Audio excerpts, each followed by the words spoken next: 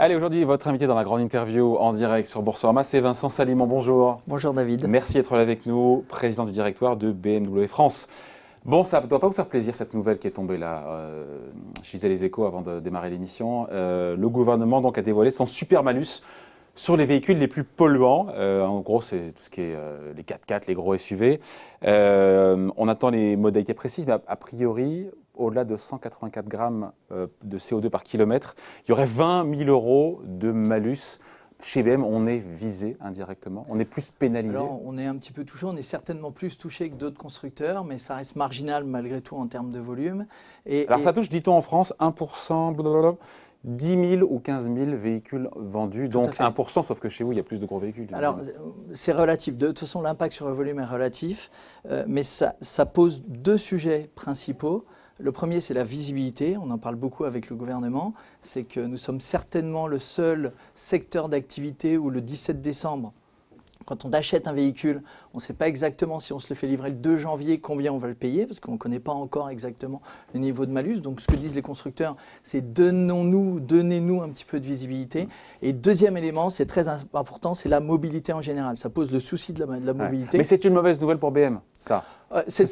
On voit ça ailleurs à l'étranger d'ailleurs, un super malus comme ça à 20 000 €. Alors, les systèmes à l'étranger sont différents. Moi, j'ai vécu en Norvège pendant pas mal de temps et il n'y a pas de système de malus, mais c'est des systèmes de taxes qui peuvent exister sur les véhicules et qui peuvent pénaliser effectivement l'achat de certains véhicules. Donc, c'est une mauvaise nouvelle pour BM, ça? Honnêtement, ce n'est pas une mauvaise nouvelle. Ça pose simplement le sujet. Non, en fait, le point qui est très important, c'est que ça pose le sujet de la mobilité. Et là où on se retrouve complètement avec BMW, c'est que nous travaillons sur la mobilité en général. Oui, mais ça, c'est demain après-demain. Non, c'est aujourd'hui. Oui, bien sûr. Mais ça reste marginal aussi, dans ces cas-là.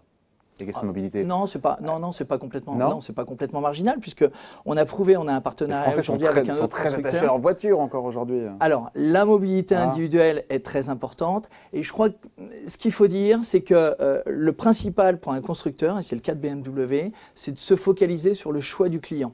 Et si on revient sur l'histoire de l'automobile en général… Oh, attention, on va revenir en arrière, attention, pas trop non plus. Non, c'est qu'on s'est focalisé sur le diesel. Non, on s'est focalisé sur le diesel, et je crois que ce qui est important aujourd'hui, c'est de pouvoir laisser le client choisir sa motorisation. Et on se focalise sur 1% du volume national. Mais quels sont les véhicules concernés d'ailleurs chez BM, qui sont concernés par ce super malus? Ce sont les véhicules M, par exemple, les motorsport. Ce sont les grosses motorisations. Les X4, les X5, les X6? Non, alors ça aussi, c'est un autre élément. C'est qu'aujourd'hui, il faut savoir qu'un X1 émet un CSD, donc la plus petite motorisation, émet 107 grammes de CO2, c'est-à-dire qu'il n'est pas malusé. Et les X6? Donc, alors les X6, effectivement, les grosses motorisations vont être un petit peu impactées.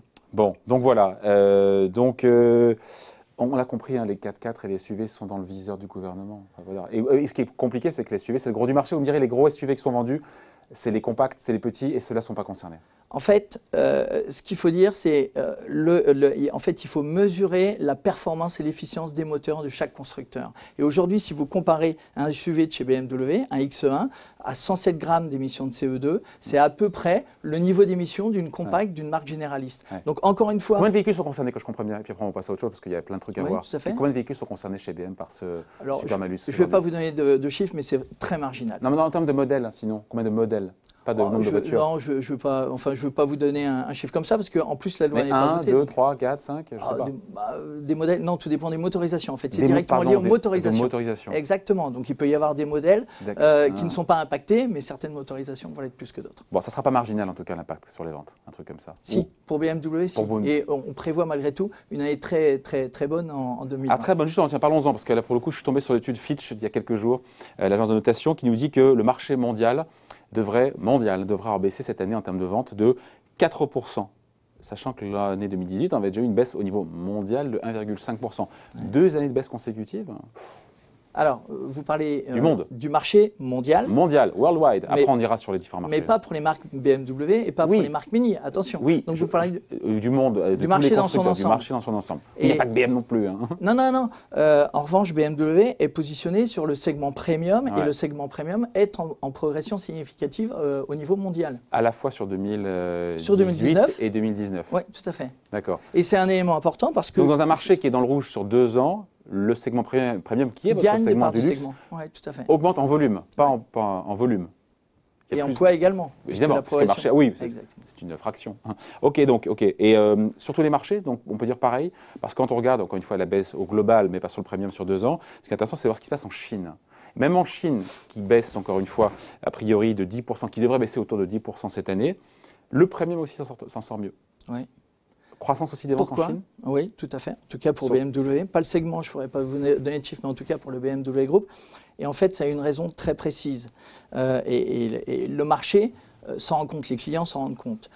C'est que ce qui est important pour l'automobile, ce n'est pas de regarder le prix d'achat d'un véhicule, mais c'est de regarder le coût d'utilisation d'un véhicule. Ouais. Et on se rend compte que dans le segment premium, en fait, les véhicules premium ont des valeurs de revente qui sont plus fortes que sur des véhicules généralistes. Ouais. Et automatiquement, le coût de détention est compétitif par rapport à un véhicule généraliste, ce qui permet aux marques premium de gagner des parts de marché régulièrement.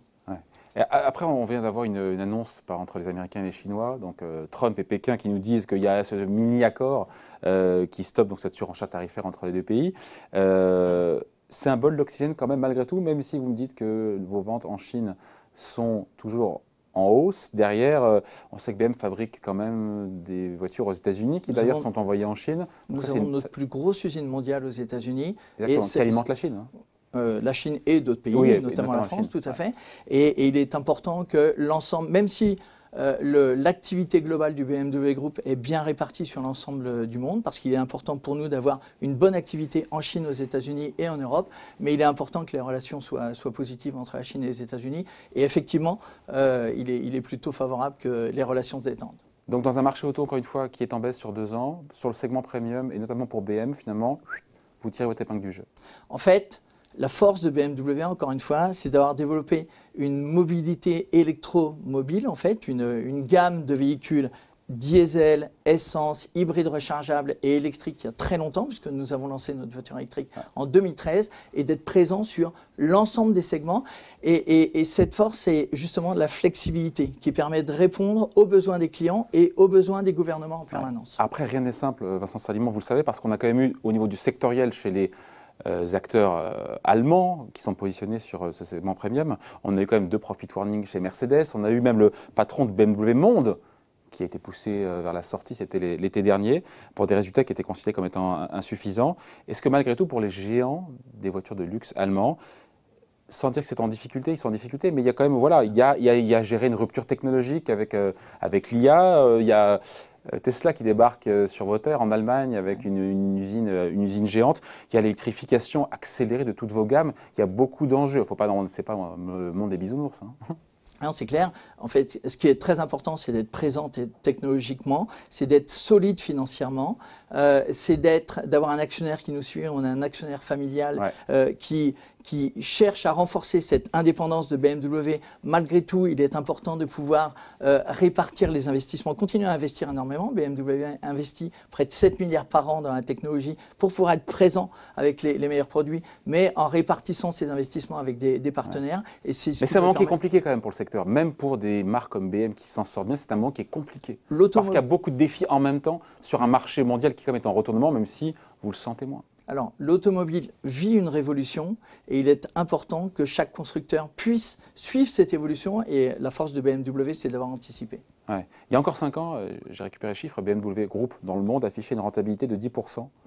Aujourd'hui, on en est où? C'est moins aujourd'hui, évidemment. Alors, les chiffres qui ont été annoncés, effectivement, sont inférieurs. On est où aujourd'hui? Parce que j'ai les chiffres de Mercedes, entre 3 et 5% cette année, moitié moins qu'il y a 5 ans. Vous aussi, c'est moitié moins qu'il y a 5 ans en termes de marge opérationnelle. C'est pas moitié moins, c'est un petit peu plus que moitié moins, mais en tout cas, c'est inférieur à 8%. Et en fait, ce qui est important aujourd'hui, c'est de pouvoir investir et surtout ne pas arrêter ce niveau d'investissement pour pouvoir être prêt pour le futur et pour pouvoir suivre cette révolution. Ouais. Autre révolution, la révolution technologique, qui est imposée, il faut le dire, imposée par la Commission européenne, une réglementation qui, dès 2020, il faut le rappeler, je ne sais pas si les gens en ont conscience, que dès l'année prochaine, le taux d'émission moyen, mais je parle sous votre contrôle, des voitures doivent être, pour les voitures vendues en Europe, de 95 grammes en moyenne. En moyenne. Et au-delà, il y a des amendes qui sont colossales.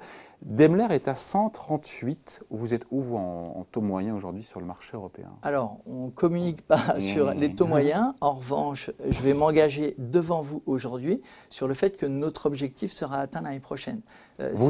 BMW sera en dessous ou égal à 95? Alors, pas tout à fait 95 grammes parce que l'objectif varie en fonction du poids moyen de chaque véhicule. Donc, on a un objectif qui est légèrement supérieur à 95 grammes. Par contre, grâce à notre gamme, grâce à cette flexibilité industrielle qui nous permet d'être présents sur l'ensemble des motorisations, grâce au fait aussi que nous continuons à vendre beaucoup de diesel parce que nous avons beaucoup de clients entreprises qui roulent beaucoup et qui ont intérêt à rouler en diesel, en fait, nous atteindrons notre objectif en termes d'émissions de CO2. Avec une marge importante à franchir entre cette année et l'année prochaine? En fait, parce que quand on a le chiffre de Daimler 138, on se dit que waouh, il ne s'est pas gagné, quoi. En fait, il suffit qu'on arrive à continuer le développement de la stratégie multimotorisation telle qu'on l'a aujourd'hui. On a annoncé que fin 2019, nous aurons vendu dans le monde 500 000 véhicules électrifiés, c'est-à-dire purement électriques et hybrides rechargeables. Ce sera le cas. En continuant, on sera à 1 million de véhicules au niveau mondial à la fin 2021. Et cette flexibilité ou cette largeur de gamme nous permettra d'atteindre les objectifs. Parce que Vincent Salimon, les amendes sont colossales. Luc Châtel, c'est quoi son titre aujourd'hui à Luc Châtel, l'ancien ministre de l'Éducation? Il est aujourd'hui président. Il est patron de la plateforme filière automobile. Voilà. Et il est représentant de la filière automobile. C'est ça. Et il a sorti un chiffre. Il a dit en gros, pour ceux qui ne respecteront pas les constructeurs, ce seuil de 95, en prenant l'exemple d'un constructeur qui est à 100 grammes de CO2 par kilomètre en moyenne et qui vend 2 millions de voitures, ça fait 1 milliard d'euros d'amende. C'est énorme. Alors, les amendes, pour ceux qui paieront une amende, seront très significatives. BM ne paiera pas d'amende? BMW ne paiera pas d'amende et nous atteindrons notre objectif à fin 2020. Bon, avec certitude, dit-il, et appelons. On l'a dit, hein, on peut le répéter, les constructeurs investissent des milliards aujourd'hui pour électrifier leur gamme, pour réussir justement cette transition énergétique qui est imposée par les pouvoirs publics, qui est imposée par l'Europe. Et la question, là, on se dit, mais et si les clients n'hésitaient pas au rendez-vous? Parce que c'est bien que ça vienne d'en haut, encore une fois, mais ça ne se bouscule pas non plus au portillon aujourd'hui pour acheter l'électrique, honnêtement. Alors, si on regarde les ventes de la BMW i3, on est à plus de 20% de progression par rapport à l'année dernière. Si on regarde en France, on est encore à un niveau supérieur. Et en fait, c'est lié en Chine, ça baisse de 50%. Alors, c'est lié à un certain nombre de choses. Ouais. C'est lié à l'offre, déjà. Il faut que l'offre soit présente. Non, mais ça ne se bouscule pas au portillon, vous avez compris l'idée. C'est que les gens ne se bousculent pas en disant « Ah, il faut que j'achète une électrique tout de suite ».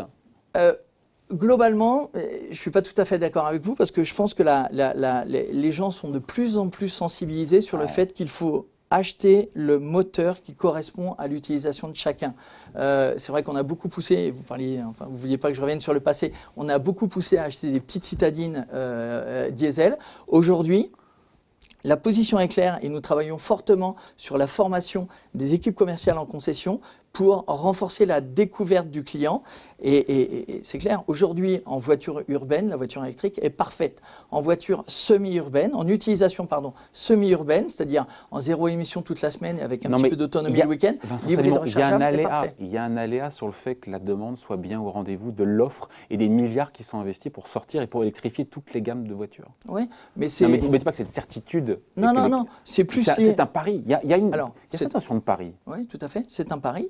Mais comme ça a été un pari de lancer la BMW i3 pour BMW... Mais ça dépasse MBM d'ailleurs, ce que je dis là. C'est un pari pour le secteur. C'est vrai, mais il faut que tous les acteurs de l'écosystème soient convaincus dans la sensibilisation des clients et que tous les acteurs investissent, parce que les constructeurs investissent, mais il faut aussi que les gouvernements investissent dans les infrastructures. C'est ça le sujet qui est derrière. Ce qui freine aujourd'hui, encore une fois, les acheteurs potentiels, les acquéreurs potentiels de véhicules électriques, c'est quoi?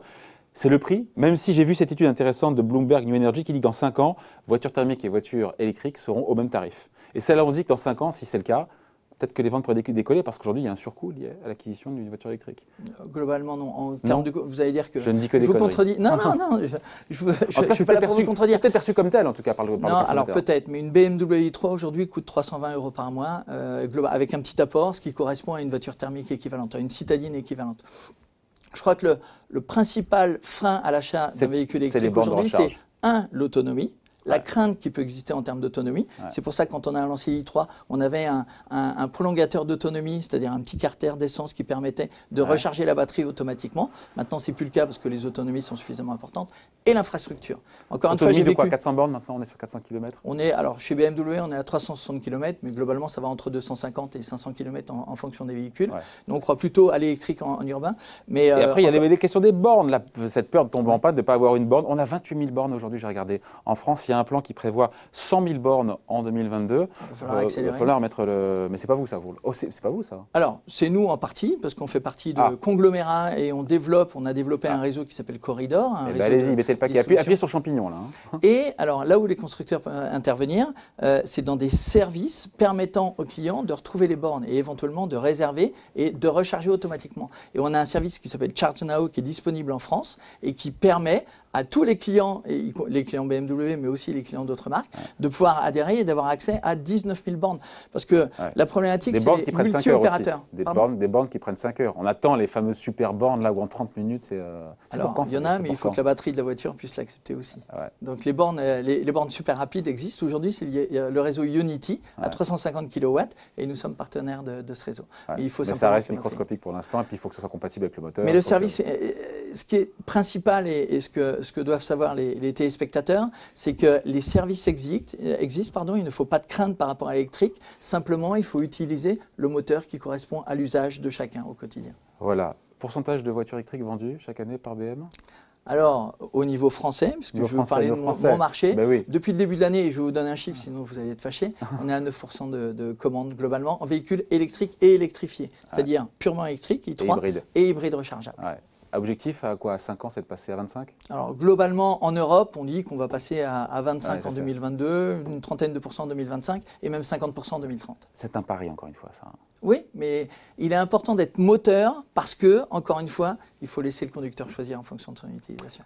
Merci d'avoir été avec nous. Vincent Sallimon, donc président du directoire de BMW France, donc invité de la grande interview en direct sur Boursorama. Merci. Merci.